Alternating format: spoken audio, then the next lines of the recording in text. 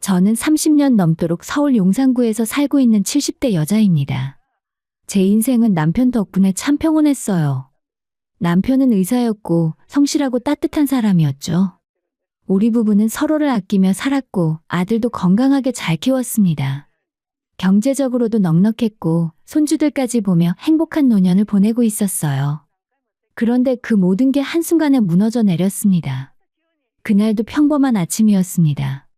남편은 늘 하던 대로 아침 산책을 나갔고 저는 따뜻한 차를 준비하며 그가 돌아오기를 기다렸어요. 그런데 1시간이 지나도 2시간이 지나도 남편은 돌아오지 않았습니다. 여보, 왜 이렇게 늦어? 전화를 걸려던 순간 핸드폰이 울렸고 전화를 받아보니 낯선 목소리였어요. 혹시 김 선생님 부인이십니까? 네, 그런데 무슨 일이에요? 남편분께서 산책 중 쓰러지셨습니다. 지금 병원으로 이송 중인데 빨리 오셔야 할 것 같습니다. 그게 무슨, 아침에 멀쩡하게 나가셨는데. 병원으로 달려갔지만 남편은 이미 의식을 잃은 상태였습니다. 급성 심근경색이었어요. 의료진은 최선을 다했지만 남편은 결국 다음날 새벽 세상을 떠났습니다. 믿을 수가 없었어요. 어제까지만 해도 함께 저녁을 먹고 손주 이야기를 하며 웃었는데 이렇게 갑자기 떠날 줄은 몰랐습니다. 남편의 장례식장에서 저는 정신이 하나도 없었어요. 사람들이 위로의 말을 건네도 귀에 들어오지 않았죠. 장례식장은 조문객들로 붐볐습니다. 남편은 평생 선하게 살았고 많은 사람들에게 도움을 주었기 때문이었죠. 남편이 치료한 환자들과 동료 의사들, 친구들, 친척들 모두가 눈물을 흘리며 글을 보냈습니다. 선생님은 정말 좋은 분이셨어요. 세상에 이런 의사가 또 어디 있겠습니까? 그때 장례식장 문이 열리며 정장을 차려입은 중년 남성이 들어왔습니다. 키가 크고 인상이 좋은 그는 영정 앞에 무릎을 꿇고 한참을 울었어요. 선생님, 정말 감사했습니다. 선생님 아니었으면 제 인생은 없었습니다. 그 모습을 보며 누구인지 궁금했어요. 남성은 눈물을 닦고 제게 다가와 정중히 인사했습니다. 사모님, 저는 최종원이라고 합니다. 선생님의 고향 후배입니다. 아, 그러시군요. 남편이 고향 후배분들 이야기를 자주 했었는데. 저는 지금 미국에서 변호사로 일하고 있습니다. 사실 제가 여기까지 올 수 있었던 건 전부 선생님 덕분입니다. 그는 가난한 집안 출신으로 대학 등록금조차 마련하기 어려웠다고 했습니다. 그때 같은 고향 선배였던 남편이 손을 내밀었어요. 학비는 내가 댈 테니 열심히 공부만 해라. 나중에 갚지 않아도 되니까. 대신 네가 성공하면 다른 어려운 사람들을 도와줘라. 그 말씀을 평생 잊지 못했습니다. 선생님 덕분에 로스쿨을 졸업했고 지금은 LA에서 법률 사무소를 운영하고 있습니다. 그래서 선생님께 감사 인사를 드리려고 몇 년 전부터 연락을 드렸는데 이렇게 뵙게 될 줄은 몰랐네요. 최 선생님의 눈에 다시 눈물이 고였습니다. 사모님, 혹시 미국에 오실 일이 있으시면 꼭 연락 주십시오. 제가 할 수 있는 건 뭐든 돕겠습니다. 이게 제 명함입니다. 고맙습니다. 명함을 받아들었지만 그때는 그저 형식적인 인사로만 느껴졌습니다. 미국에 갈 일도 없을 것 같았고 무엇보다 남편을 잃은 슬픔에 다른 생각을 할 여유가 없었습니다. 장례식이 끝나고 집으로 돌아왔지만 집은 너무나 조용했어요. 남편이 없는 집은 정말 텅 빈 것 같았죠. 매일 남편의 영정 앞에 앉아서 울기만 했습니다. 밥맛도 없고 아무것도 하기 싫었어요. 그저 하루하루가 고통스러웠죠. 아들은 가끔 전화를 걸어 안부를 물었지만 바쁘다는 핑계로 자주 찾아오지는 않았습니다. 며느리도 마찬가지였어요. 손주들만 가끔 할머니 보고 싶다는 말을 했을 뿐입니다. 그때는 외로웠지만 아들도 사업 때문에 바쁘겠거니 생각했어요. 이해하려고 노력했죠. 하지만 그게 제 착각이었다는 걸 나중에 알게 됐습니다. 몇 달이 지나도 슬픔은 가시지 않았어요. 저는 점점 삶의 의욕을 잃어갔고 집안에만 틀어박혀 지냈습니다. 친구들이 나오라고 권유해도 나가기 싫었습니다. 그저 남편과 함께했던 추억만 떠올리며 눈물로 하루를 보냈어요. 그러던 어느 날 현관 초인종이 울렸습니다. 문을 열자 아들과 며느리가 환하게 웃으며 서 있었습니다. 엄마, 우리 왔어요. 어머님 그동안 많이 외로우셨죠? 그래, 일단 들어오너라. 아들 가족이 반가웠고 오랜만에 집에 사람 냄새가 났습니다. 하지만 그때는 미처 깨닫지 못했습니다. 이것이 끔찍한 악몽의 시작이라는 것을 말이죠. 아들은 제 손을 꼭 잡으며 말했습니다. 엄마, 혼자 이렇게 계시면 안 돼요. 우리 집으로 가시죠. 그래? 하지만 너희도 바쁠 텐데. 며느리도 웃으며 거들었습니다. 어머님, 저희가 모시고 싶어서 온 거예요. 손주들도 할머니 보고 싶어 하고요. 이제 저희랑 같이 사세요. 고맙구나. 정말 고마워. 남편이 떠난 후에 처음으로 따뜻함을 느꼈습니다. 아들이 이렇게 자신을 생각해주는 게 고마운 마음뿐이었죠. 짐은 제가 챙겨드릴게요.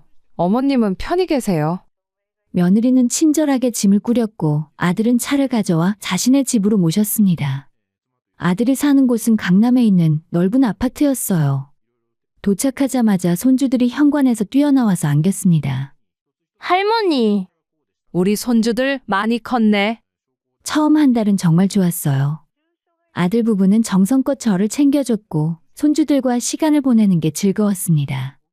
며느리는 매일 맛있는 음식을 해줬고 아들은 주말마다 함께 공원에 산책을 가자고 했죠. 역시 내 아들이야 효자구나라고 생각했습니다. 저녁 식사 시간이면 온 가족이 모여 앉아서 손주들이 학교 이야기를 하는 걸 들으며 행복해했습니다. 남편이 보고 싶긴 했지만 가족과 함께 있으니 외로움이 조금은 덜하는 것 같았어요. 어머님 반찬 더 드세요.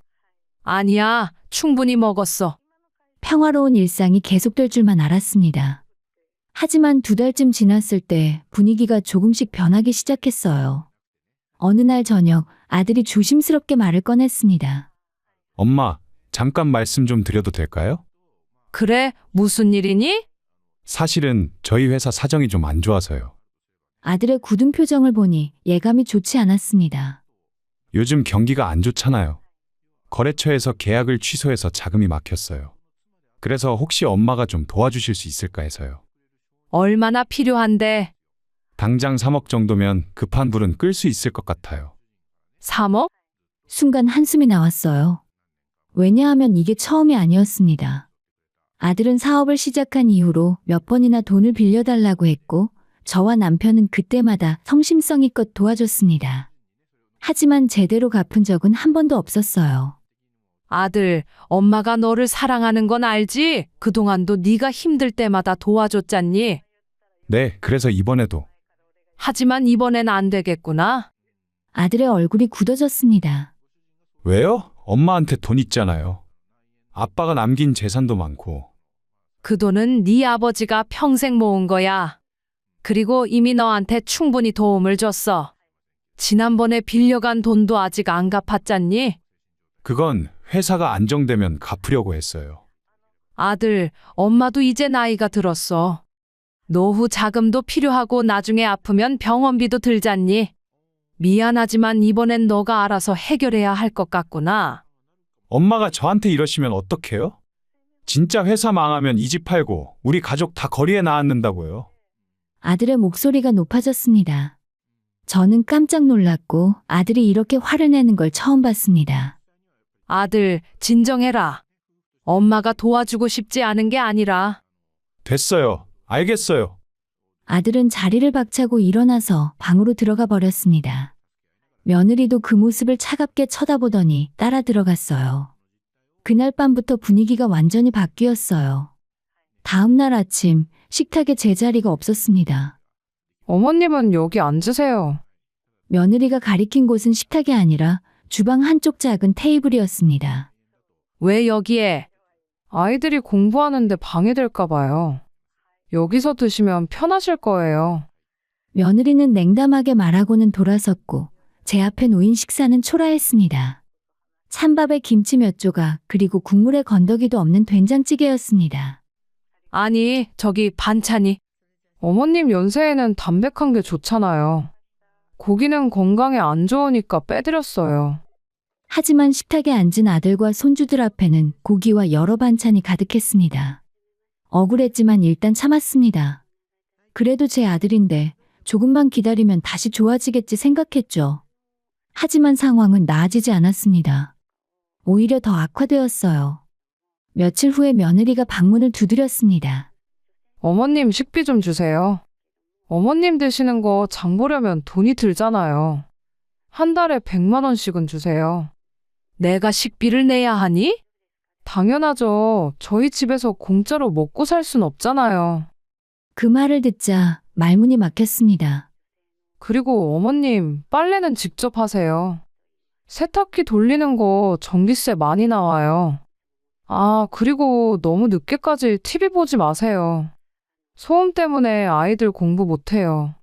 며느리는 일방적으로 통보하고 나가버렸습니다. 견딜 수가 없었어요. 내가 왜 이런 대접을 받아야 하나 싶었죠. 사실 아들의 집은 남편이 평생 모은 돈으로 사준 건데 내가 남의 집 식객 취급을 당하다니. 그날 밤 잠을 이룰 수 없었습니다. 옆방에서 아들 부부의 대화 소리가 들렸습니다. 당신 그래도 엄마한테 너무 심한 거 아니야? 심하긴 뭐가 심해?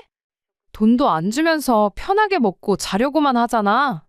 그래도 어머니면 뭐해? 아들 회사 살릴 생각은 안 하고. 그 돈 다 누구 거야? 결국 전부 당신 거 될 건데 왜 지금 안 주는 거야? 그건 그렇지만 당신은 가만히 있어. 내가 알아서 할 테니까. 그래. 엄마가 계속 저렇게 나오면 우리도 생각이 있지. 저는 심장이 무너지는 것 같았어요. 아들과 며느리가 자신을 그렇게 생각하고 있었다니. 다음 날 새벽 짐을 쌌습니다. 조용히 아무도 모르게요. 더 이상은 못 참겠더라고요. 새벽 5시 저는 작은 캐리어 하나만 들고 조용히 집을 나섰습니다. 뒤도 돌아보지 않았습니다. 택시를 타고 제 집으로 돌아왔어요. 텅 빈 집이었지만 아들 집보다는 마음이 편했습니다. 적어도 여기선 눈치 볼 필요가 없었으니까요. 하지만 마음 한편은 너무 아팠습니다. 자신이 낳아 키운 아들이 그렇게 변할 줄은 몰랐습니다. 돈 때문에 저를 저렇게 대할 줄은 몰랐어요. 하지만 이게 끝이 아니었습니다. 아들의 배신은 이제 겨우 시작에 불과했습니다. 집으로 돌아온 지 일주일쯤 지났을 때 현관 초인종이 울렸습니다. 누군가 싶어 문을 열었는데 아들과 며느리가 무릎을 꿇고 있었습니다. 엄마, 죄송해요. 아들의 목소리가 떨리고 있었습니다. 며느리도 눈물을 흘리며 고개를 숙였습니다. 어머님, 저희가 정말 잘못했어요. 변명의 여지가 없습니다. 현관 앞에서 무릎 꿇고 있는 아들 부부를 보니 마음이 복잡했습니다. 일어나거라. 사람들이 보면 어떡하니? 아니에요, 엄마. 엄마가 용서해 주실 때까지 이렇게 있을 거예요. 아들은 흐느끼며 말을 이었습니다. 제가 미쳤었어요. 회사 일 때문에 스트레스 받고 돈 걱정에 정신이 없어서. 그게 변명이 되진 않지만 정말 후회하고 있어요. 어머님, 저도 너무 잘못했어요. 그렇게 대하면 안 됐었는데 정말 죄송합니다. 며느리도 진심으로 사과하는 것처럼 보였습니다. 그들의 모습이 너무 애처로워 보였어요. 그래도 내 아들인데 이렇게까지 무릎 꿇고 빌면 한 번쯤은 용서해줘야 하는 게 아닐까 생각했습니다. 알았다. 일단 들어오너라. 아들과 며느리는 거실로 들어와서 다시 한번 고개를 숙였습니다. 엄마, 저희 진심이에요. 다시는 그런 일 없을 거예요. 제발 한 번만 용서해 주세요. 저희가 어머님을 다시 모시겠습니다. 이번엔 정말 정성껏 모실게요. 너희가 진심으로 반성한다면 나도 용서할 수밖에 없구나. 그래도 너희는 내 자식들이니까. 고맙습니다. 정말 고맙습니다.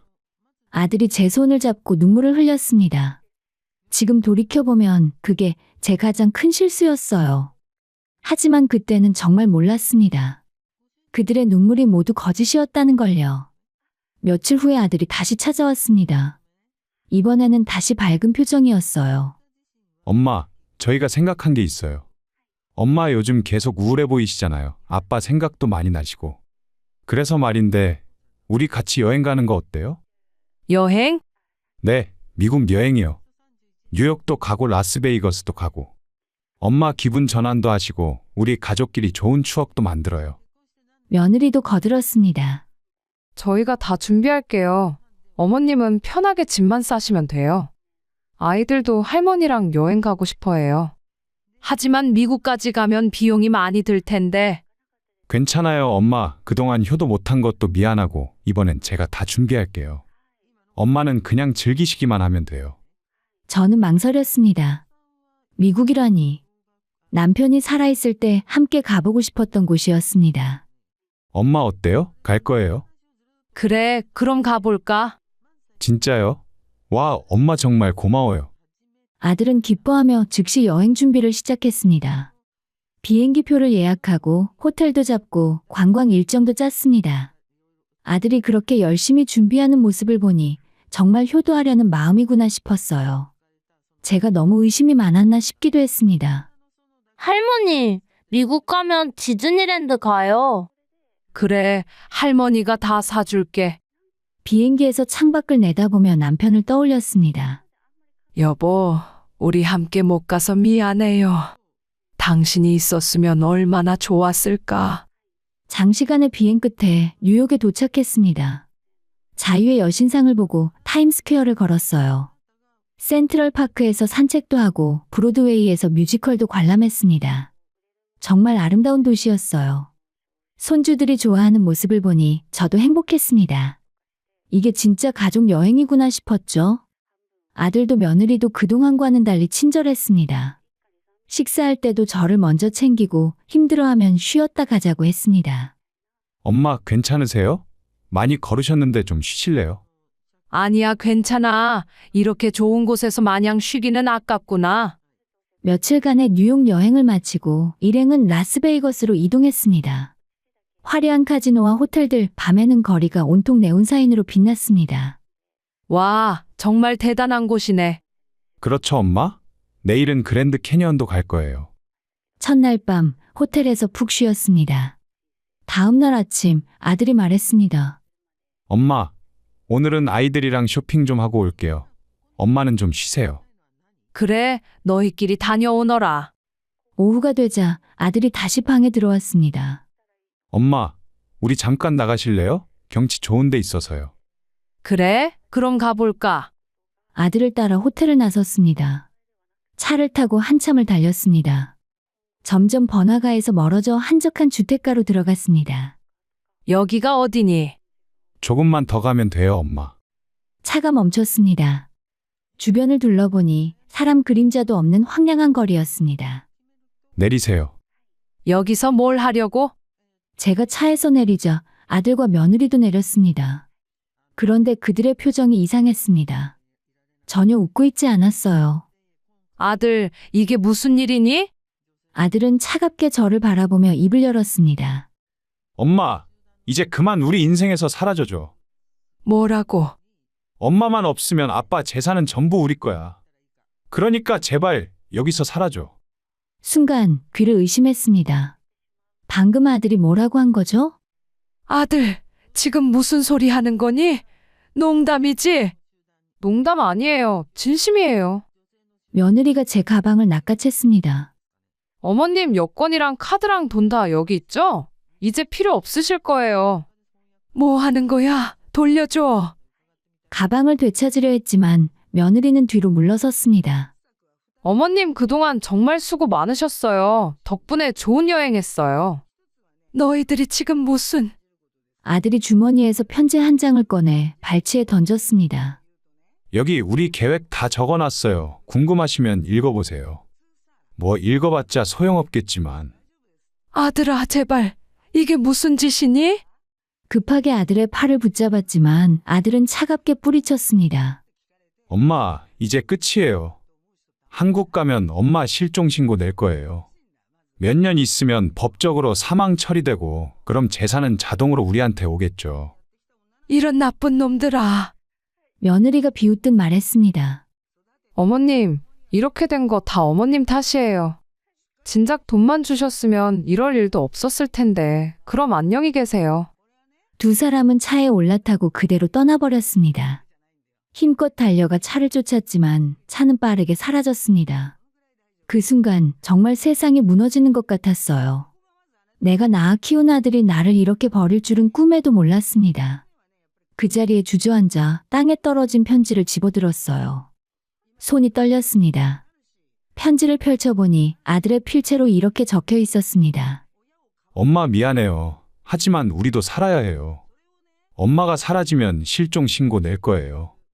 7년 뒤면 법적으로 사망 처리되고 아빠 재산은 전부 제 거예요. 저를 원망하지 마세요. 이것도 다 엄마가 돈을 안 준 탓이니까. 어떻게 이럴 수가. 하염없이 눈물을 흘렸습니다. 낯선 나라, 황량한 거리 한복판에 혼자 버려졌습니다. 여권도 없고 돈도 없고 카드도 없었습니다. 이미 해는 저문 지 오래였고 추웠습니다. 길가에 앉아 멍하니 앞을 바라보았죠. 그때 제 머릿속에 한 사람이 떠올랐습니다. 남편의 장례식에서 만났던 최 선생님. 혹시 미국에 오면 만날 수 있지 않을까 싶어 그분의 명함을 가방에 넣어뒀었는데 하지만 가방도 빼앗겼습니다. 전화번호도 기억 안 나고 어떻게 하지? 절망 속에서 그저 눈물만 흘리고 있었죠. 이것이 정말 끝인가? 이렇게 이 낯선 땅에서 연고도 없이 쓸쓸히 죽는 건가? 그때 누군가 다가왔습니다. 저기요, 괜찮으세요? 한국말이었습니다. 고개를 들어 올려다보았습니다. 20대 후반쯤 되어 보이는 젊은 여성이 걱정스러운 표정으로 자신을 내려다보고 있었어요. 그 옆에는 비슷한 또래의 친구들 서너 명이 함께 서 있었습니다. 혹시 한국 분이세요? 무슨 일 있으세요? 한국말이 들리자 정신이 번쩍 들었어요. 저는 말을 하려는데 목이 메었습니다. 눈물이 또다시 흘러내렸습니다. 어머, 울고 계시네. 무슨 일이세요? 젊은 여성이 옆에 쪼그려 앉으며 어깨를 감싸 안아주었어요. 천천히 말씀하세요. 저희가 도와드릴게요. 제가 아들한테 버림받았어요. 떨리는 목소리로 자초지종을 설명했습니다. 여행을 왔다가 아들 부부에게 버려졌다는 것, 여권과 돈을 모두 빼앗겼다는 것, 아무것도 없이 이 거리에 홀로 남겨졌다는 것을요. 뭐라고요? 친아들이 그런 짓을 했다고요? 젊은 여성의 얼굴이 굳어졌습니다. 함께 온 친구들도 믿을 수 없다는 표정이었습니다. 할머니, 일단 여기서 이러시면 안 돼요. 추우시잖아요. 저희 호텔로 가시죠. 하지만 나는 돈이 하나도. 괜찮아요. 걱정하지 마세요. 일단 따뜻한 데 가서 천천히 얘기해요. 젊은 여성들은 저를 부축해 일으켜 세웠습니다. 택시를 잡아타고 그들이 묵고 있는 호텔로 향했어요. 호텔 방에 들어가니 따뜻했고 그 친구들이 따뜻한 차도 타주고 샌드위치도 사다 줬습니다. 하루 종일 아무것도 못 먹어서 배가 고팠는데 천천히 드세요, 할머니. 고맙습니다. 정말 고마워요. 괜찮아요. 당연히 도와드려야죠. 식사를 마치자 조금 진정이 됐습니다. 젊은 여성이 진지하게 물었어요. 할머니, 혹시 미국에 아는 사람 없으세요? 누구라도요. 잠시 생각했습니다. 그리고 문득 떠올랐습니다. 그러고 보니 남편 장례식 때 만난 분이 최 선생님이라고 LA에서 변호사를 하신다고. 연락처 있으세요?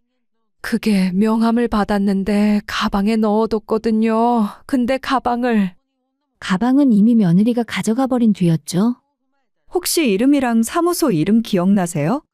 이름은 최정은이고 사무소 이름은 뭐였더라? 저는 애써 기억을 더듬었습니다. 최앤 파트너스 그런 이름이었던 것 같아요. 잠깐만요. 젊은 여성이 즉시 휴대폰을 꺼내서 검색하기 시작했습니다. 이거 같은데요? 휴대폰 화면에 사진을 보니 그때 그 얼굴이 맞았죠. 이분 맞으세요? 맞아요, 그분이에요. 좋아요. 그럼 지금 바로 전화해 볼게요. 하지만 시간을 확인하니 이미 밤 10시가 넘어 있었습니다. 지금은 사무소가 문 닫았을 시간이네요. 내일 아침에 전화해 보는 게 나을 것 같아요. 그럼 할머니, 오늘은 저희 방에서 주무세요. 내일 꼭 연락해 드릴게요. 너무 폐를 끼치는 거 아닌가? 아니에요. 저희도 나중에 할머니처럼 어려움 있을 때 누가 도와주길 바라잖아요. 그러니까 편하게 계세요. 그날 밤 낯선 호텔방에서 젊은 여성들의 도움으로 잠을 청했습니다. 그 친구들의 친절이 얼마나 고마웠는지 모릅니다. 세상에 나쁜 사람만 있는 게 아니구나 싶었습니다. 다음 날 아침 일찍 젊은 여성이 최 선생님의 사무소로 전화를 걸었습니다. 통역을 거쳐 직원에게 사정을 설명했고 곧 최 선생님이 전화를 받았어요. 여보세요. 떨리는 손으로 전화를 받았습니다. 최 선생님이세요? 네. 저는 최정훈입니다만 누구십니까? 저는 김 선생님 부인 지영이에요. 장례식 때 만났었죠?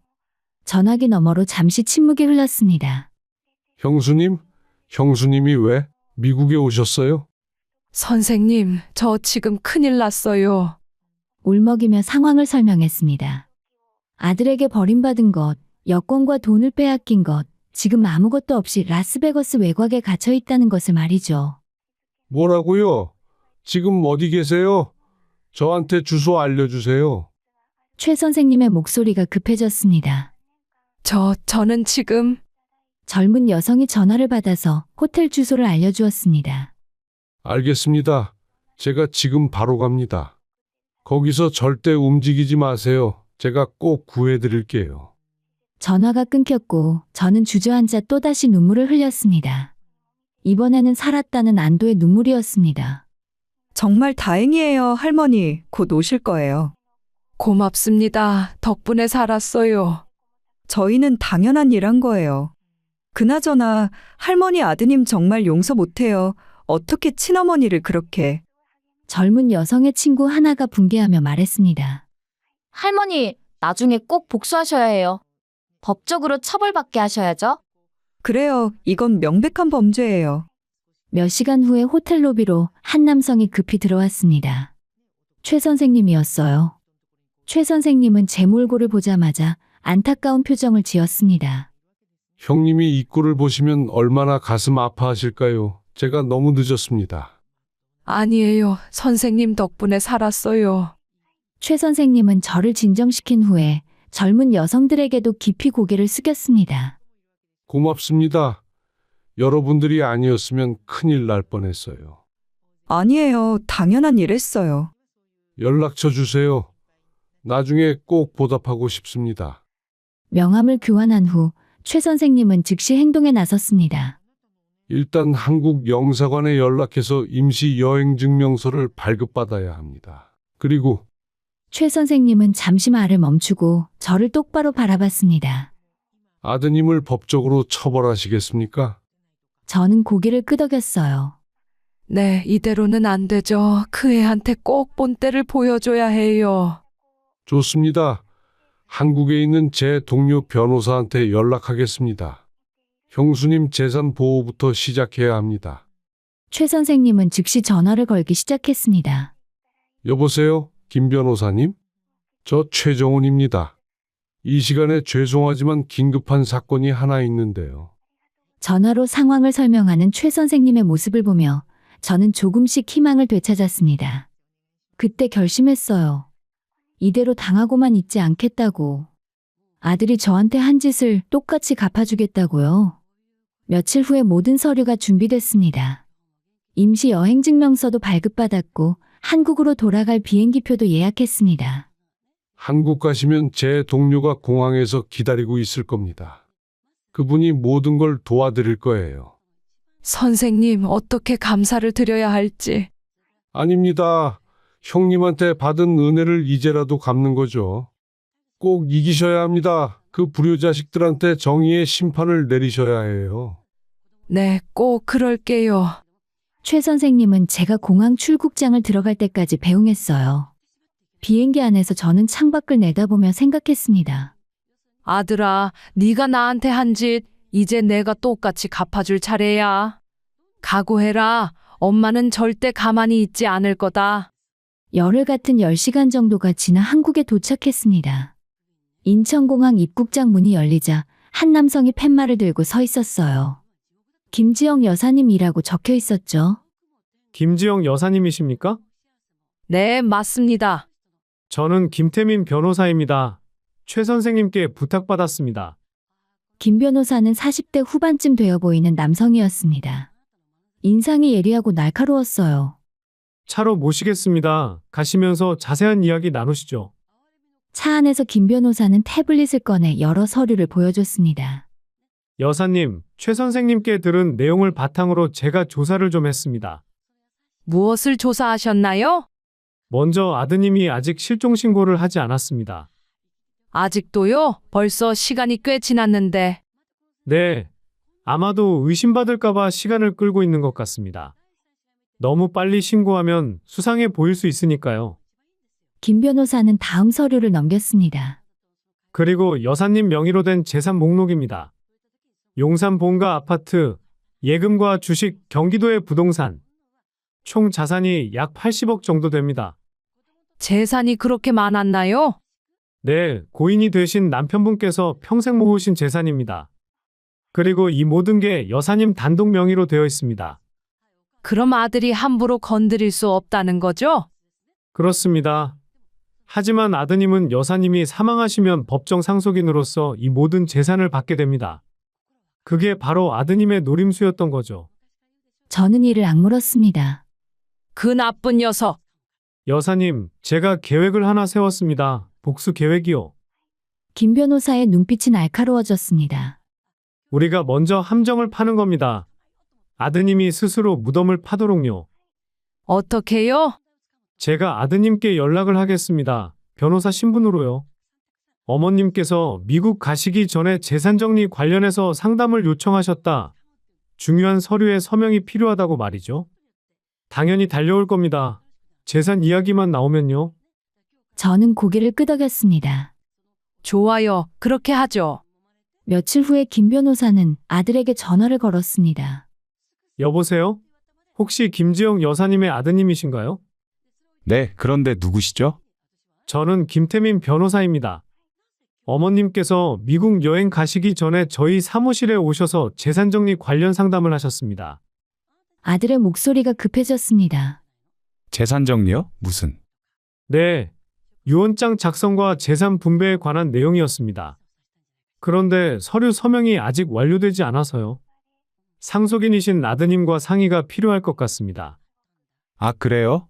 언제 뵐 수 있을까요? 내일 오후 3시에 저희 사무실로 오시겠습니까? 네, 꼭 가겠습니다. 전화를 끊고 김 변호사가 제게 말했습니다. 예상대로입니다. 내일 오겠답니다. 정말 탐욕스러운 놈이네요. 내일이 디데이입니다. 준비하시죠. 다음 날 오후 2시 30분, 아들은 약속 시간보다 30분이나 일찍 사무실에 도착했습니다. 들뜬 표정이었습니다. 저 김태민 변호사님 계신가요? 네, 잠시만 기다려주세요.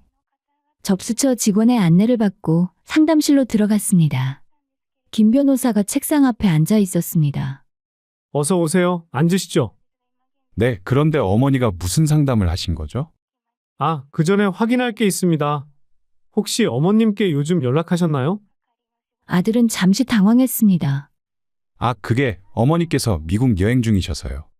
아, 그러시군요. 그럼 어머님이 지금 어디 계신지 아십니까? 그건 잘. 바로 그때 상담실 문이 열렸습니다. 그리고 제가 방으로 들어왔습니다. 내가 어디 있는지 궁금하니? 아니, 이게 무슨... 아들은 의자에서 벌떡 일어섰고 얼굴이 금세 새하얗게 질렸습니다. 귀신? 귀신? 네가 귀신 만들려고 했겠지. 엄마가 어떻게 여기에... 어떻게 살아서 돌아왔냐고? 너는 내가 죽을 줄 알았지? 아들은 정말 귀신이라도 본 것처럼 뒷걸음질 쳤습니다. 엄마, 저는... 말 같지도 않은 변명은 하지 마라. 난 다 알고 있어. 저는 가방에서 편지 한 장을 꺼냈습니다. 아들이 라스베이거스에서 남긴 그 편지였습니다. 이거 기억하지? 네가 쓴 거야. 그건... 엄마가 사라지면 실종 신고 낼 거예요. 7년 뒤면 법적으로 사망 처리되고 재산은 전부 제 거예요. 이렇게 썼지? 아들은 말문이 막혀 아무 말도 못했고 그 시간에 김 변호사가 서류 몇 장을 테이블 위에 펼쳤습니다. 이건 미국에서 여사님을 도와주신 한국인 증인들의 진술서입니다. 그리고 이건 라스베이거스 현지에서 찍은 CCTV 영상 분석 보고서입니다. 또한 여사님께서 버려지셨던 거리의 영상도 확보했습니다. 당신이 어머니를 차에서 내리게 하고 떠나는 장면이 고스란히 담겨 있습니다. 이렇게 되니 아들의 얼굴에서 혈색이 완전히 사라졌습니다. 이건 오해예요. 오해? 그럼 이 편지는 뭐냐? 네 필체 아니니? 저는 편지를 아들 얼굴 앞으로 들이댔습니다. 필적 감정도 의뢰했습니다. 100% 아드님의 필체로 확인됐습니다. 김 변호사가 덧붙였습니다. 아들은 무릎을 꿇었어요. 엄마, 미안해요. 정말 미안해요. 이제 와서 미안하다고? 제가 미쳤어요. 돈 때문에, 회사 때문에 정말 정신이 없었어요. 그래서 어미를 버리고 해외에서 죽게 만들려고 했다는 게냐? 엄마, 제발 한 번만 용서해 주세요. 용서? 내가 라스베이거스 거리에서 죽어가고 있을 때 너는 한국에서 뭐 하고 있었니? 물려받을 재산이나 계산하고 있었겠지? 엄마 정말 잘못했어요. 바로 그때 상담실 문이 다시 열렸고 며느리가 들어왔습니다. 여보, 왜 이렇게 오래 걸려? 뭐하는, 며느리도 저를 보자 얼어붙었습니다. 어머님? 그래, 네 시어머니야. 멀쩡하게 살아서 돌아왔어.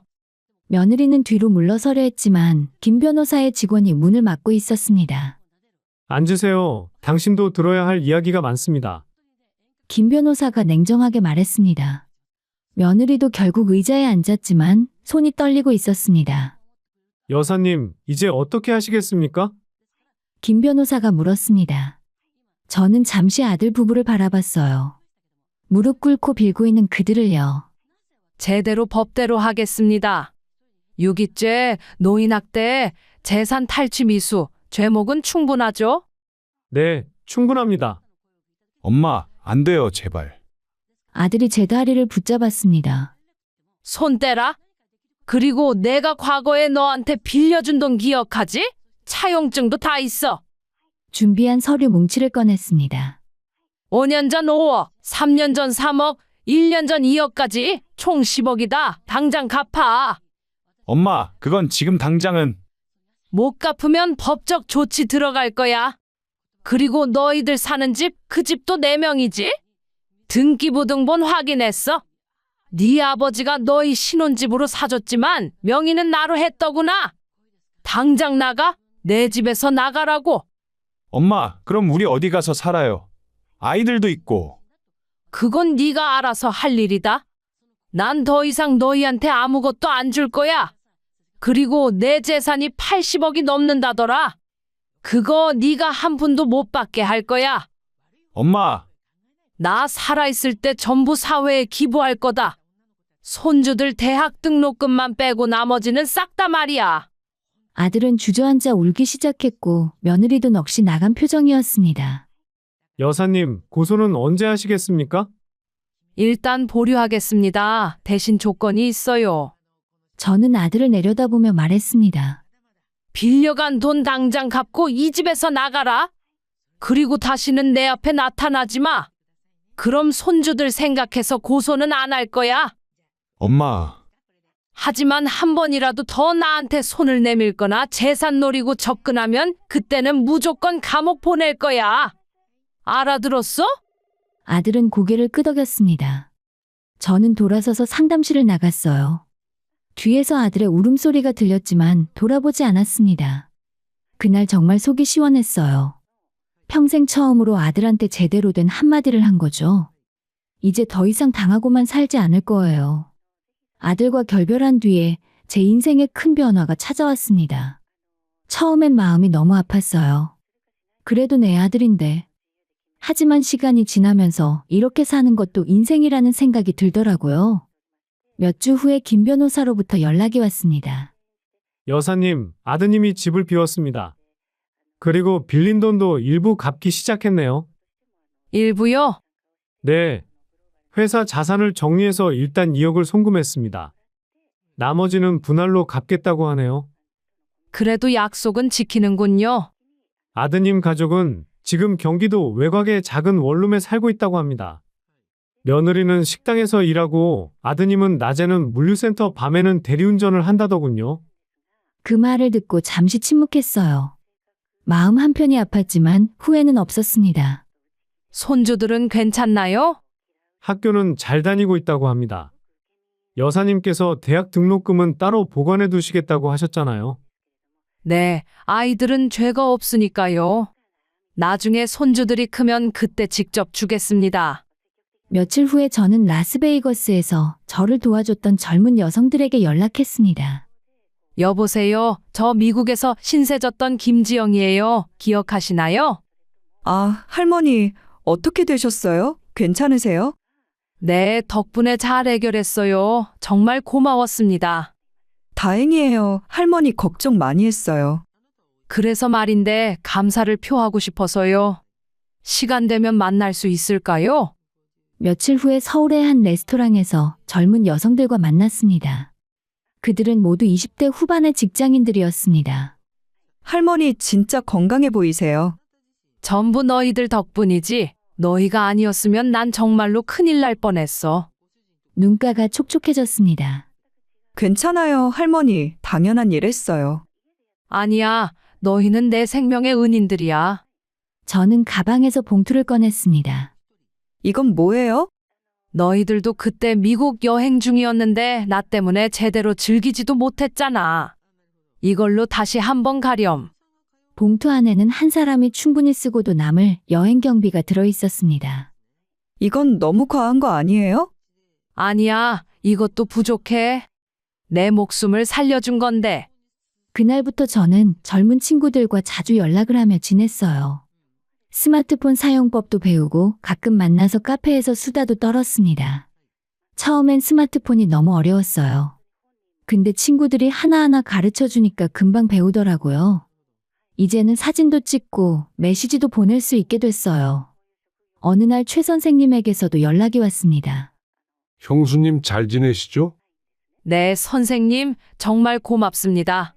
다행입니다. 혹시 시간 되시면 제가 한국 갈 때 꼭 뵙고 싶습니다. 그럼요. 언제든지 환영이에요. 한 달 후에 최 선생님이 한국에 왔고 저는 좋은 곳에서 정성껏 식사를 대접했습니다. 이제 많이 밝아지셨네요. 덕분에 새 인생을 살고 있어요. 형님도 하늘에서 기뻐하실 겁니다. 식사 후에 저는 조심스럽게 물었습니다. 제가 하나 결심한 게 있어요. 무엇입니까? 제 재산을 사회에 환원하려고 합니다. 남편의 뜻이기도 했고요. 최 선생님은 고개를 끄덕였습니다. 좋은 결정이십니다. 형님도 그걸 원하셨을 거예요. 손주들 대학 등록금만 빼놓고 나머지는 전부 기부하려고요. 어려운 학생들 장학금도 주고 노인 복지 시설에도 후원하고. 훌륭한 계획입니다. 사실 제가 미국에서 장학재단 운영한 경험이 있으니 도와드리겠습니다. 정말요? 고맙습니다. 반년 후에 제 이름으로 작은 장학재단이 설립됐습니다. 가난하지만 공부하고 싶은 학생들을 위한 장학금, 어려운 노인들을 위한 복지 지원 등을 담당하는 재단이었습니다. 그날 정말 행복했어요. 남편이 평생 모은 돈이 좋은 일에 쓰이는 걸 보니 남편도 하늘에서 웃고 있을 것 같았죠. 저는 재단 일뿐만 아니라 직접 봉사활동도 시작했습니다. 주말이면 무료 급식소에 나가서 노인분들께 식사를 대접했고 아동센터에서는 아이들에게 책을 읽어주기도 했습니다. 아이들과 시간을 보내며 진정한 행복을 느꼈습니다. 손주들을 볼 수 없는 아쉬움은 있었지만 이 아이들이 그 빈자리를 채워줬습니다. 또 몇 달 후에 재단에서 첫 번째 장학생 수여식이 열렸습니다. 가난하지만 열심히 공부하는 학생 50명에게 장학금이 전달됐습니다. 할머니 정말 감사합니다. 한 여학생이 손을 잡으며 제게 인사했습니다. 아니야, 열심히 공부만 해라. 그게 할머니한테 가장 큰 보답이야. 네, 꼭 훌륭한 사람 되겠습니다. 그래, 그리고 나중에 네가 성공하면 다른 어려운 사람들 도와줘. 그게 이 장학금의 진짜 의미란다. 네, 할머니 꼭 그럴게요. 학생들의 밝은 얼굴을 보며 행복한 마음이 들었어요. 남편이 과거에 최 선생님을 도왔던 것처럼 이제 자신도 누군가의 인생을 바꾸고 있었습니다. 아들은 여전히 작은 원룸에서 살며 근근히 생활하고 있지만 빌린 돈은 매달 성실히 갚아나가고 있습니다. 손주들은 제가 준비해둔 장학금으로 문제없이 대학에 진학할 예정이고요.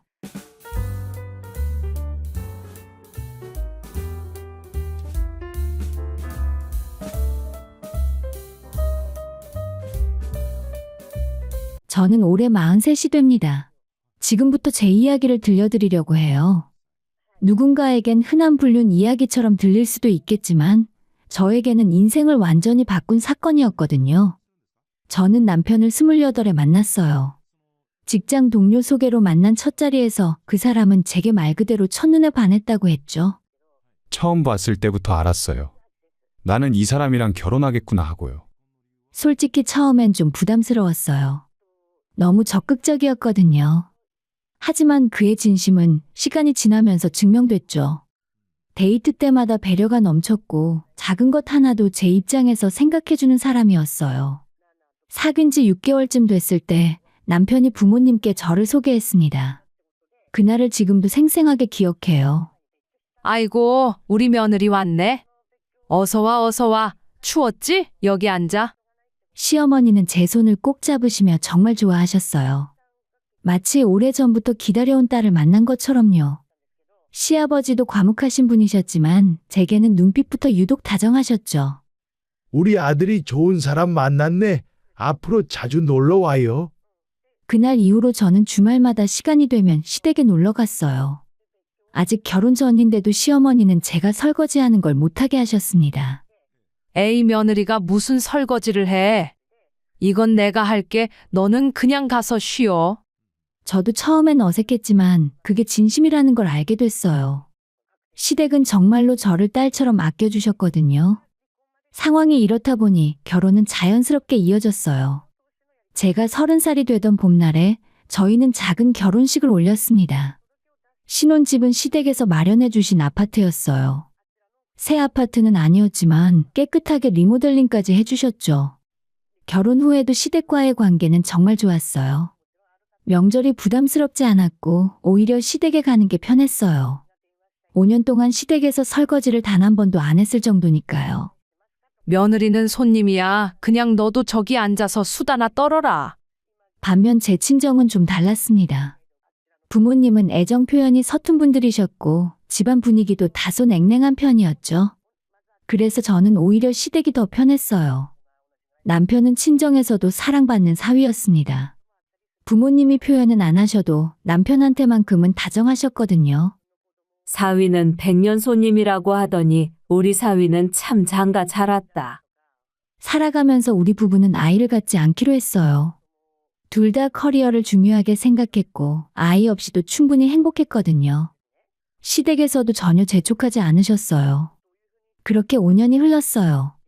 조용하고 평화로운 시간들이었죠. 저는 대학원에서 상담 심리를 공부하며 재택근무를 병행했고 그동안 남편은 회사에서 승승장구를 했습니다. 그런데 어느 날 남편이 갑자기 말했습니다. 여보, 나 부산으로 발령 났어. 2년 정도는 내려가야 할 것 같아. 순간 머릿속이 하얘졌어요. 함께 내려갈까도 고민했지만 저의 대학원 논문 심사가 코앞이었고 일도 손을 뗄 수 없었습니다. 나도 같이 갈까? 아니야, 당신 일 있잖아. 나 혼자 먼저 내려갈게. 대신 주말마다 올라올 거야. 그렇게 우리는 주말 부부가 됐고 처음엔 정말 애틋했어요. 남편은 매일 전화했고 주말마다 어김없이 서울로 올라왔죠. 오늘 뭐 했어? 밥은 먹었고? 보고 싶다. 떨어져 있으니 오히려 더 간절했어요. 남편이 올라오는 금요일만 기다렸고 주말이 너무 짧게 느껴졌죠. 하지만 그때는 몰랐어요. 이 평화로운 일상이 곧 완전히 무너질 거라는 걸요. 주말 부부 생활이 3개월쯤 지났을 때부터 남편에게서 미묘한 변화가 느껴지기 시작했어요. 처음엔 정말 사소한 것들이었습니다. 매일 오던 전화가 이틀에 한 번으로 줄었고 문자 답장도 점점 늦어졌죠. 오늘 회식이라 늦을 것 같아. 당신 먼저 자. 여기 일이 좀 많아서 나중에 전화할게. 이런 메시지들이 잦아졌어요. 처음엔 이해했어요. 새로운 환경에 적응하느라 바쁘겠거니 했죠. 하지만 시간이 지날수록 뭔가 달랐습니다. 통화를 해도 예전 같지 않았어요. 예전엔 제 하루 일과를 궁금해하고 이것저것 물어봤는데 이제는 형식적인 대화만 나누고 빨리 끊으려 했어요. 그래, 알겠어. 나 피곤하니까 나머지는 내일 얘기하자. 그렇게 말하는 남편의 목소리엔 짜증이 섞여 있었습니다.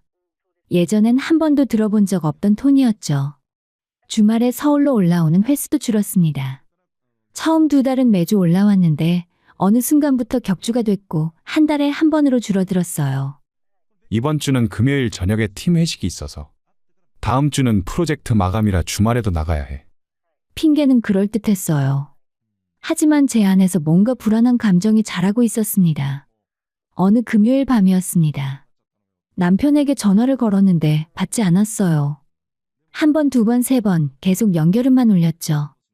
1시간쯤 지나서 전화가 왔습니다. 샤워하고 있었어. 왜? 밤 11시 샤워요? 이상했어요. 하지만 의심하는 게 싫어서 그냥 넘어갔습니다. 아니야, 그냥 목소리 듣고 싶었어. 피곤해. 내일 통화하자. 그렇게 전화는 바로 끊겼어요. 그날 밤 잠을 제대로 잘 수 없더라고요. 그리고 다음 주 주말에 남편이 올라왔고 오랜만에 만난 건데 반갑지 않았습니다. 아니, 남편이 저희 만남을 그리 반가워하지 않는 것 같았어요. 나왔어. 그게 전부였습니다. 포옹도 없고 키스도 없었어요. 그냥 신발 벗고 소파에 앉더니 바로 TV를 켰어요. 오랜만인데 밖에 나갈까? 나 피곤해. 그냥 집에 있자. 그 주말 내내 남편은 집구석에서 휴대폰만 들여다봤습니다. 누구한테 연락이 오는 건지 화면을 제게 보이지 않으려고 신경 쓰는 게 보였어요. 대체 누구한테 연락이 그렇게 와? 회사 사람이지 뭐. 주말에도? 응, 급한 일이래. 거짓말 같았지만 증거가 없었죠. 그 주말이 지나고 남편이 부산으로 내려간 뒤 저는 점점 더 불안해졌어요. 밤마다 핸드폰을 붙잡고 남편의 SNS를 뒤졌어요. 뭔가 단서가 있을까 싶어서요. 하지만 아무것도 없었습니다. 결국 혼자 끙끙대며 고민을 하다가 친구에게 털어놓았습니다. 요즘 남편이 좀 이상해. 이상하다니? 예전 같지 않아. 연락도 뜸하고 만나도 무심해. 주말 부부라 그런 거 아니야? 너가 너무 예민한 거 아니고? 친구 말이 맞을지도 몰라요. 제가 너무 예민한 건지도 모르죠. 하지만 여자의 감이라는 게 있잖아요. 그 감이 계속 경고하고 있었습니다. 그러던 어느 날 저는 결심했어요.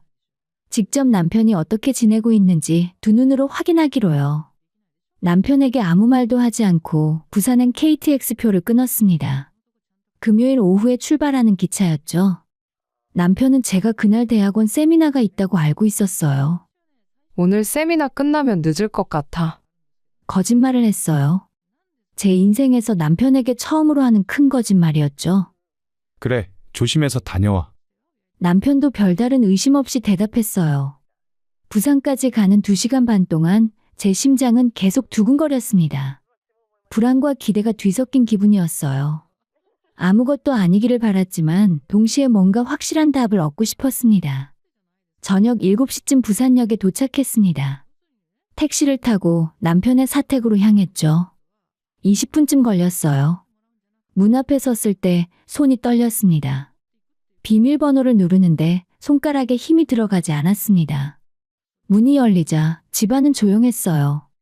불이 꺼져 있었고 남편은 아직 퇴근 전인 것 같았습니다. 불을 켜고 집안을 둘러봤어요. 첫인상은 너무 깨끗하다였습니다. 남편은 원래 스스로 정리를 잘하는 사람이었거든요. 그런데 집은 마치 누가 계속 관리하는 것처럼 깔끔했어요. 작은 거실을 지나 주방으로 갔습니다. 싱크대엔 설거지가 깨끗하게 돼 있었고 행주도 가지런히 개켜져 있었어요. 그리고 마침내 냉장고를 열었을 때 심장이 철렁 내려앉았어요. 반찬통이 가지런히 정리돼 있었는데 김치와 멸치볶음, 계란말이와 시금치나물. 전부 집에서 해먹는 스타일의 반찬들이었죠. 남편은 요리를 못합니다. 집에 있을 땐 제가 다 해줬거든요. 그런데 이 반찬들은 누가 만든 걸까요? 그 다음에 화장실로 갔더니 세면대 위에 화장품들이 놓여 있었는데 그 중에 제 거가 아닌 스킨로션 하나가 보였습니다. 그리고 컵에 꽂힌 칫솔 2개. 하나는 남편이 쓰던 파란색이었지만 다른 하나는 분홍색이었어요. 그걸 보자 손이 떨리기 시작했죠. 서랍을 열었을 때 결정타가 있었는데 분명히 처음 보는 여자 머리핀이었어요. 진주 장식이 달린 핑크색 핀이었죠. 그 순간 문이 열리는 소리가 들렸습니다. 나 왔어. 남편이었어요. 그리고 그는 제 모습을 보자 얼어붙었습니다. 당신이 왜 여기 있어? 반가움도 놀라움도 아니었어요. 그저 당황과 불쾌함이 섞인 표정이었죠. 깜짝 방문이야. 당신 보고 싶어서. 먼저 전화라도 하지 그랬어. 갑자기 세미나가 취소됐거든. 어색한 침묵이 흘렀고 남편은 계속 불편한 기색이었어요. 이 머리핀은 누구 거야? 떨리는 손으로 핀을 들어 보였습니다. 모르겠는데 원래 있던 거 아니야? 아니면 당신이 왔을 때 놓고 간 건가? 원래 없었어. 이 칫솔도. 아, 맞다. 회사 후배가 잠깐 들렀었어. 씻고 가려고. 말이 안 됐어요. 회사 후배가 왜 여기서 씻어요? 하지만 남편은 끝까지 잡아댔습니다. 너 요즘 왜 이래? 너무 예민한 거 아니야? 그날 밤에 우리는 같은 침대에 누웠지만 잠들 수 없었습니다. 이제는 확신이 들었어요. 남편에게 다른 여자가 있다는 사실 말입니다. 부산에서 돌아온 뒤 저는 며칠 동안 아무것도 할 수 없었어요. 대학원 과제도 일도 손에 잡히지 않았죠.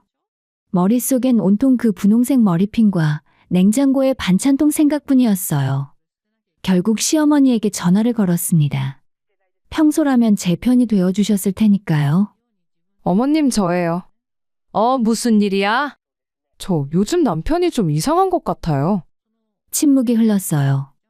평소와는 다른 어색한 침묵이었죠. 이상하다니? 그게 무슨 소리야 갑자기? 저한테 연락도 뜸하고 주말에도 잘 안 올라오고. 제가 며칠 전에 부산 집에 갔었는데 뭔가 이상한 게 많았어요. 아들이 요즘 일이 많다고 하더라. 너무 걱정 마. 바쁘면 그럴 수 있지. 목소리가 평소와 달랐습니다. 뭔가 숨기는 것 같은 톤이었죠. 그 순간 알았어요. 시어머니도 알고 있다는 걸요. 혹시 어머님이 뭔가 아시는 거 있으세요? 아니야. 내가 뭘 알겠어. 너도 너무 예민하게 생각하지 마. 그렇게 통화는 어색하게 끝났고 저는 가슴이 답답했습니다. 그렇게 저를 아껴주시던 시어머니가 왜 이러시는 걸까요? 일주일쯤 지났을 때였습니다. 휴대폰에 문자 알림이 떴어요. 발신자는 시어머니였죠. 내용을 보는 순간 온몸에 소름이 돋았습니다. 그 애랑 빨리 정리해라. 일 커지기 전에. 며느리한테 들키면 큰일 난다. 잘못 보낸 거였습니다. 남편에게 보내려던 카톡 문자를 제게 보낸 거였죠. 손이 떨렸습니다. 화면을 몇 번이고 다시 봤지만 내용은 변하지 않았어요. 5분 후에 시어머니한테서 전화가 왔습니다. 받지 않았어요. 계속 울렸지만 무시했죠. 문자가 또 왔어요. 며느리야, 아까 문자 잘못 보냈어. 신경 쓰지 마. 다른 거야. 다른 거? 무슨 다른 거요? 그 애가 누구고 정리가 대체 무슨 소리인 걸까요? 더 이상 바보 취급당하는 걸 참을 수 없었습니다. 차키를 집어들고 시댁으로 향했어요. 30분 만에 시댁 앞에 도착했고 차에서 내리자마자 초인종을 눌렀어요. 누구세요? 저예요, 어머니. 문이 열렸습니다. 시어머니는 당황한 표정이었고 시아버지도 거실에 계셨어요.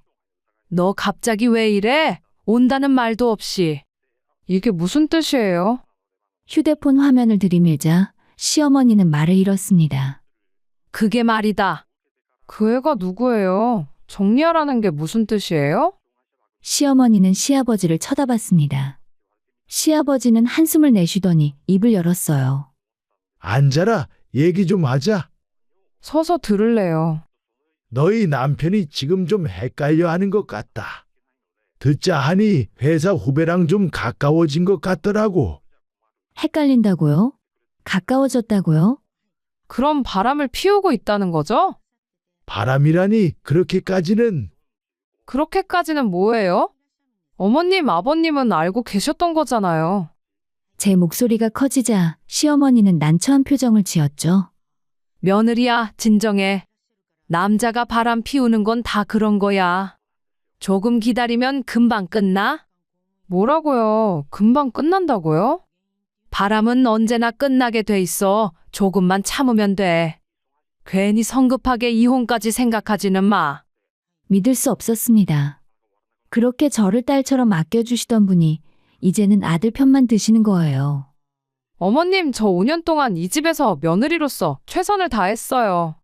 한 번도 불평한 적이 없었고 시댁 일도 친정일처럼 했어요. 그런데 지금 남편이 바람을 피우는데 저보고 참으라고요? 그래도 이혼은 안 돼. 우리 아들이 잘못한 건 맞지만 가정이 깨지는 건 더 안 좋아. 그 순간 깨달았습니다. 이 사람들에게 저는 결국 며느리일 뿐이라는 걸요. 딸이 아니라 그저 아들을 위한 도구였던 거죠. 알겠어요. 저희 그냥 이혼할게요. 며느리야! 뒤도 돌아보지 않고 나왔어요. 차에 타자마자 눈물이 쏟아졌습니다. 억울하고 분하고 배신감에 가슴이 찢어질 것 같았어요. 저는 바로 친정으로 향했고 엄마는 제 얼굴을 보자마자 놀라셨죠. 너 왜 이래? 무슨 일이야? 엄마, 남편이 바람을 피웠어. 엄마는 믿지 못하겠다는 표정이었어요. 뭐? 그럴 리가 없어. 사위가? 확실해. 시댁도 다 알고 있었어. 제 목소리를 들은 아빠가 방에서 나오셨어요. 그게 무슨 소리야? 엄마가 설명을 해드렸고 아빠는 조용히 제 손을 잡아주셨어요. 네가 결정한 대로 해. 아빠가 지켜줄게. 그 말에 또 눈물이 났습니다. 다음 날 변호사인 대학 동기에게 연락했습니다. 지우야, 나 좀 도와줘. 무슨 일인데? 이혼 소송하려고, 그리고 상간녀 소송도. 뭐? 진짜? 카페에서 만나 모든 상황을 설명했어요. 지우는 심각한 표정으로 듣더니 말했습니다. 증거가 필요해. 확실한 증거. 문자나 통화 내역, 사진, 녹음 중에 뭐라도 있어? 머리핀이랑 칫솔이랑 시어머니 문자 정도. 그것만으론 약해. 더 확실한 게 필요해. 불륜 현장을 직접 확인하거나 상대방과 남편의 대화 내용 같은 거. 어떻게 그걸 구해? 너 다시 부산에 내려가야 해. 남편 핸드폰을 확인하거나 바람 피우는 현장을 잡아야 해. 그 말을 듣자 저는 갑자기 무서웠어요. 하지만 해야만 하는 일이었습니다. 일주일 뒤에 저는 다시 부산행 기차를 탔어요. 이번엔 확실한 증거를 잡기 위해서요. 남편이 회사에 있는 시간을 노려서 다시 사택에 들어갔고 그때 제 손에 든 건 녹음기와 카메라였죠. 거실을 살피다가 소파 쿠션 밑에서 남편의 여분 핸드폰을 발견했어요. 남편은 업무용과 개인용 두 대를 쓰는데 이건 개인용이었습니다. 핸드폰 비밀번호는 우리 결혼기념일이었어요. 아이러니하게도요. 화면을 열자마자 카카오톡 알림이 가득했습니다. 그리고 가장 먼저 제 눈에 들어온 이름은 혜원이라는 낯선 이름이었죠. 오빠 오늘 몇 시에 와? 보고 싶어. 오늘 내가 저녁 해줄게. 손이 떨렸지만 계속 스크롤을 내렸어요. 대화 내용은 차마 읽기 힘들었지만 모두 사진으로 찍었습니다. 사랑해. 나도 빨리 이혼하고 너랑 정식으로 만나고 싶어. 조금만 기다려줘. 곧 정리할게. 정리요? 저를 정리한다는 거였어요. 갤러리에는 둘이 찍은 사진들이 수십 장 있었습니다. 식당에서, 바닷가에서, 심지어 이 집 침대에서 찍은 셀카도 있었어요. 그것도 전부 증거로 남겼어요. 그때 현관문이 열리는 소리가 들렸습니다. 심장이 멎는 줄 알았어요. 남편이 일찍 퇴근한 건가 싶었는데 여자 목소리가 들렸습니다. 오빠 아직 안 왔네? 혜원이라는 그 여자였습니다. 저는 재빨리 침실로 숨었고 문틈 사이로 여자를 훔쳐봤습니다. 나이는 20대 후반쯤 돼 보였고 마트 봉투를 들고 있었어요. 그녀는 자연스럽게 냉장고를 열고 반찬을 꺼내며 요리를 시작했습니다. 마치 자기 집인 것처럼요.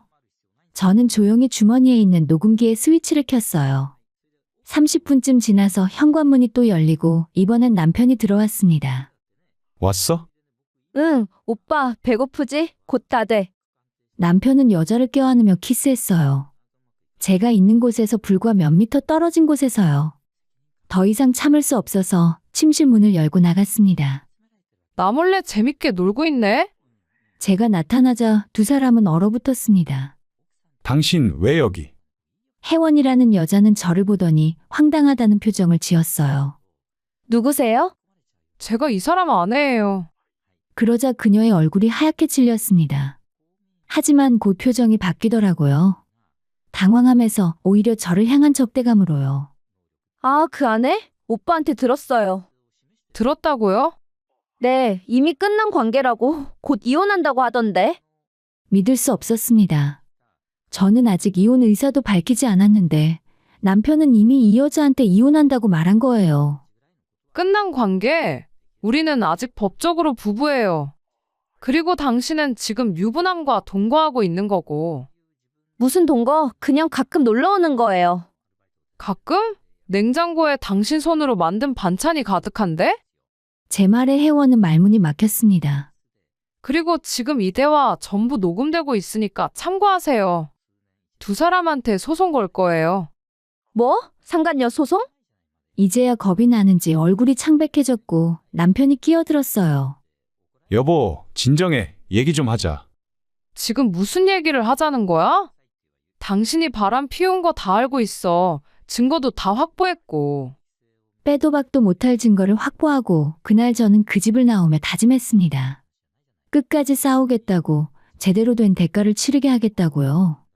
그날 밤 부산에서 서울로 돌아온 저는 변호사 친구에게 모든 증거를 넘겼습니다. 핸드폰으로 찍은 메시지들, 녹음 파일과 목격자 연락처까지요. 이 정도면 충분해. 확실한 불륜 증거야. 지우는 자료를 검토하며 고개를 끄덕였습니다. 상간녀 소송도 무조건 이길 거야. 유부남인 거 알고 만났다는 증거가 명확하니까. 정말 고마워. 친구 사이에 무슨, 이제 이혼 서류 준비할게. 남편한테 통보해야 하는데 네가 할래? 아니면 변호사 통해서 할래? 내가 직접 할게. 남편에게 전화를 걸었어요. 남편은 제 전화를 3번 만에 받았죠. 뭐야? 나 이혼할 거야. 이미 변호사 선임했고 일주일 안에 서류 보낼 거야. 잠깐의 침묵이 흘렀어요. 여보, 이제 그렇게 부르지 마. 우리 이미 끝났어. 미안해. 정말 미안해. 내가 정신이 나갔었어. 다시 잘해볼게. 다시? 뭘 다시 해? 당신 그 여자한테 이미 이혼한다고 말했잖아. 곧 정식으로 만나고 싶다고 했고. 그건 내가 천천히 설명할게. 증거 다 있어. 변호사한테 전부 넘겼고 상간녀 소송도 준비 중이야. 상간녀 소송? 너 진짜 그렇게까지 해야 돼? 남편의 목소리가 떨리고 있는 걸 알 수 있었죠. 당연하지. 내 결혼 생활을 깬 대가를 치러야 해. 여보, 제발 그건 좀. 끊을게. 전화를 끊었어요. 손은 떨렸지만 마음은 단호했습니다. 일주일 후에 남편에게 이혼 서류가 전달됐어요. 위자료와 재산 분할, 모든 조건이 명시돼 있었죠. 남편은 처음엔 받지 않으려 했답니다. 하지만 저희 변호사가 법적 절차를 진행하겠다고 하자 결국 어쩔 수 없이 받았죠. 그리고 그로부터 3일 후에 남편이 서울로 올라왔어요. 혼자가 아니었어요. 혜원이라는 그 여자와 함께였죠. 현관 앞에 선 두 사람을 보는 순간 어이가 없었습니다. 뭐하러 온 거야? 남편이 서류 봉투를 꺼냈습니다. 당신이 원하던 이혼 서류 사인했어. 그래서 여자까지 데리고 온 거야? 저희 두 사람의 대화에 갑자기 혜원이 나섰습니다. 그런데 조건이 있어요. 조건? 진명이를 오빠한테 넘기세요. 그럼 깔끔하게 정리할게요. 믿을 수가 없었습니다. 불륜을 저지른 주제에 집까지 달라고요? 당신이 무슨 자격으로 나한테 조건을 달아? 아내였던 사람으로서 최소한의 양심은 있어야 하는 거 아니에요? 순간 웃음이 나왔습니다. 양심이라고요? 불륜녀가 나한테 양심을 말하는 거예요? 집은 못 줘. 그건 재산 분할 대상이야. 그럼 이혼 안 해도 돼. 서류 다시 줘. 그래, 그럼 법정에서 봐. 재판 이혼하면 당신이 유책 배우자니까 위자료는 더 많이 나올 거야. 남편의 얼굴이 굳었습니다. 여보, 아니, 너무 이러지 마. 우리 좋게 끝낼 수 있잖아. 당신이 바람 피우고 나한테 좋게 끝내자고? 아니, 이 사람이 진짜. 오빠, 이런 사람이랑 왜 결혼했어요? 성격 진짜 더럽네. 그 여자가 또 끼어든 순간 참았던 게 폭발했습니다. 당신 지금 나한테 성격 더럽다고 했어? 남의 남편 빼앗아 놓고 피해자 코스프레 하지 마. 당신이 얼마나 비열한 짓을 했는지 알아? 비열? 오빠가 날 사랑한 거예요. 당신이 아내 역할을 제대로 못해서 오빠가 날 찾은 거잖아요. 주말 부부하면서 참고 기다린 게 내 역할을 못한 거야? 말다툼이 커지자 남편이 그 여자를 말렸습니다. 그만해, 혜원아. 우리가 가자. 싫어요. 이 사람이 집을 포기해야 우리가 시작할 수 있다고요. 그래, 시작해봐. 근데 법정에서 보자고. 너한테도 소송 걸 거니까. 소송이라는 말에 혜원의 얼굴이 창백해졌습니다. 상간녀 소송은 아무래도 그건 좀. 왜? 겁나? 당연히 겁나야지. 나 너한테 위자료 톡톡히 받을 건데.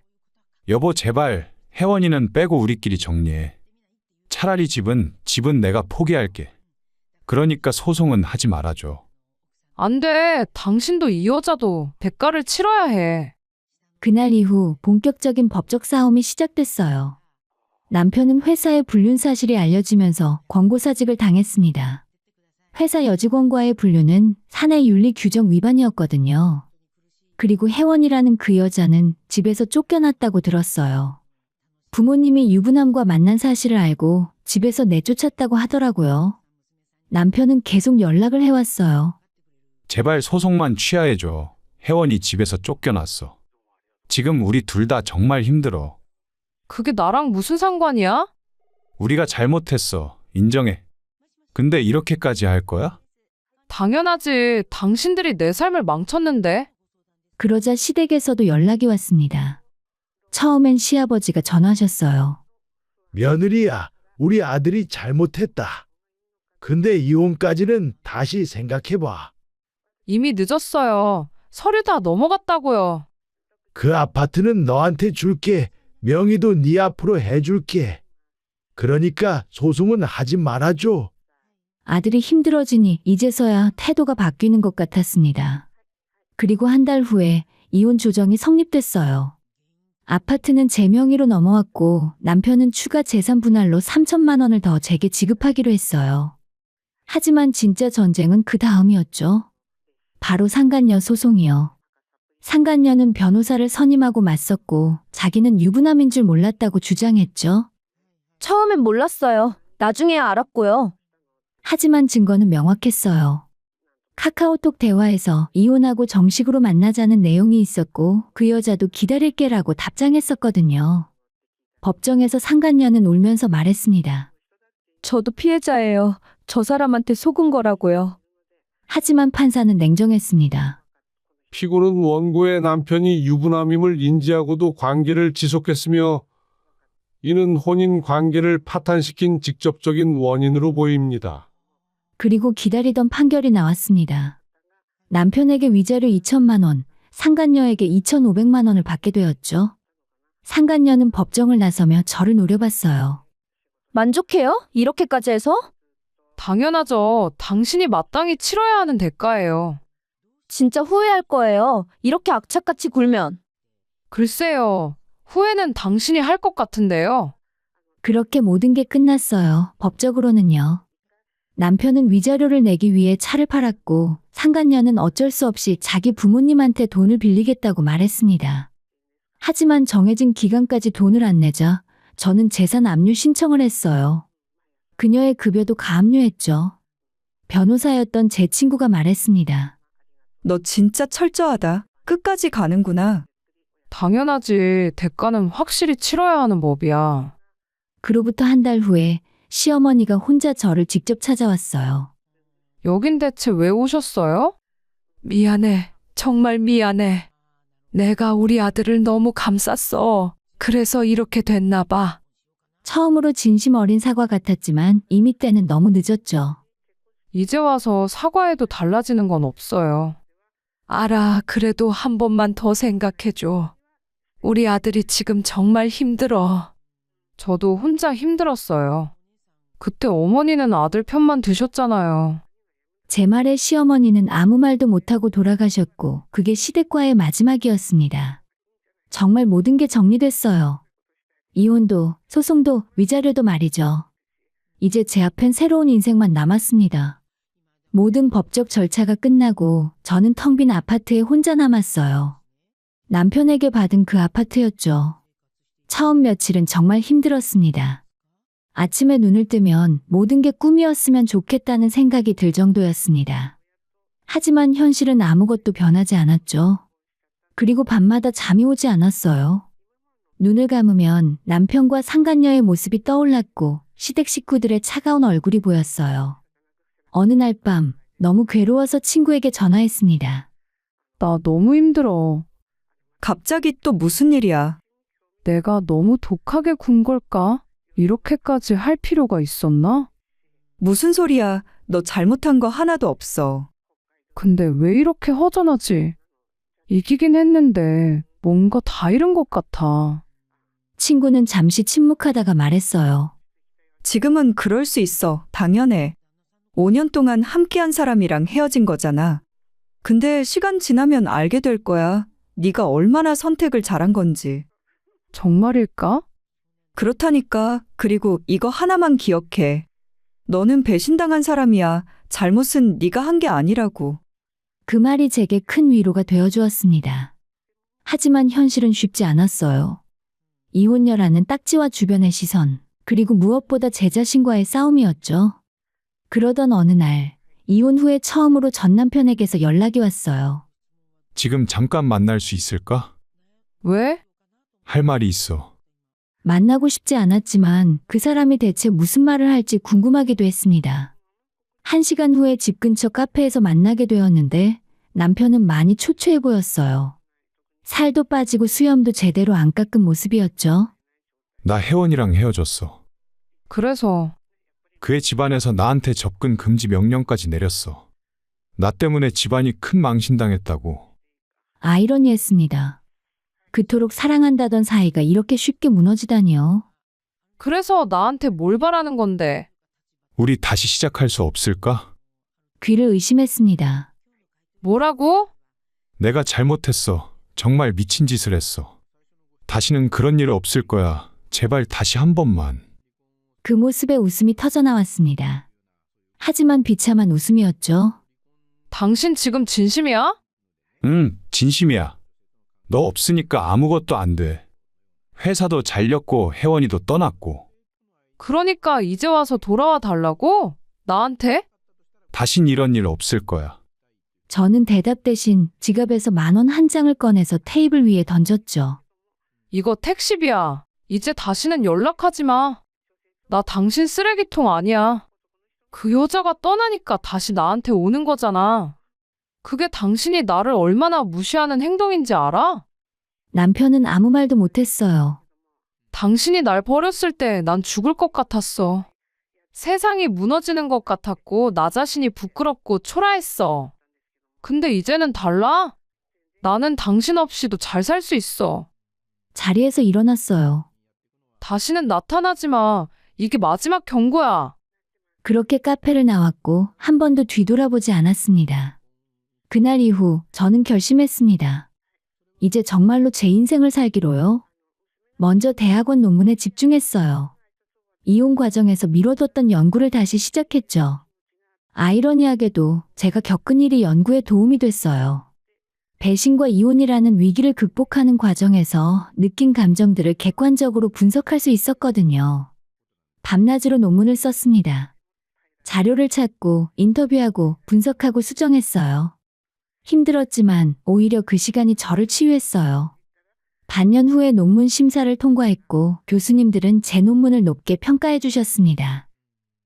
이 논문은 실제 경험에서 우러나온 진정성이 느껴져요. 정말 훌륭합니다. 그 말을 들었을 때 눈물이 날 뻔했어요. 제 고통이 의미 있는 결과로 이어진 순간이었죠. 학위를 받은 뒤에 저는 바로 임용고시를 준비했습니다. 상담교사가 되고 싶었거든요. 제가 겪은 아픔을 통해서 다른 사람들을 도울 수 있을 것 같았습니다.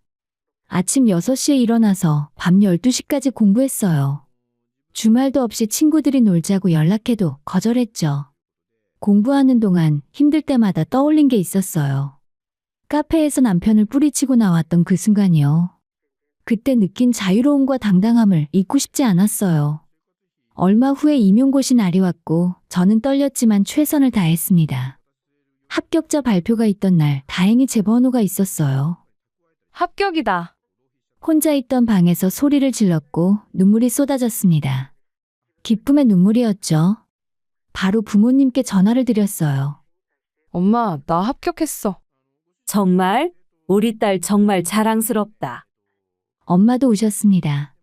아빠도 전화를 받으셨어요. 잘했다. 고생 많았어. 아빠의 목소리에도 울먹임이 묻어 있었어요. 드디어 3월에 학교 발령을 받았습니다.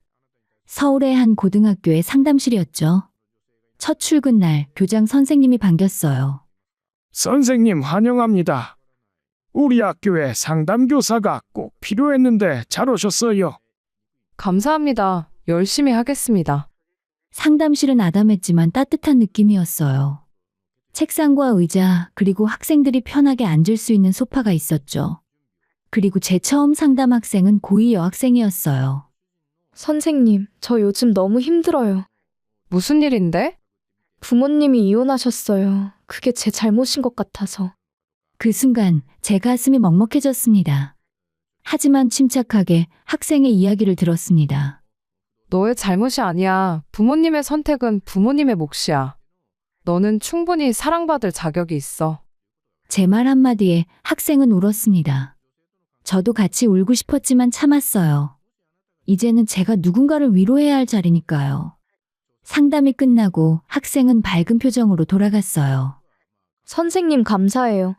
선생님이랑 얘기하니까 좀 나아진 것 같아요. 그 말이 정말 뿌듯했어요. 제 경험이 누군가에게 도움이 되고 있다는 걸 실감했죠. 한 학기가 지났습니다.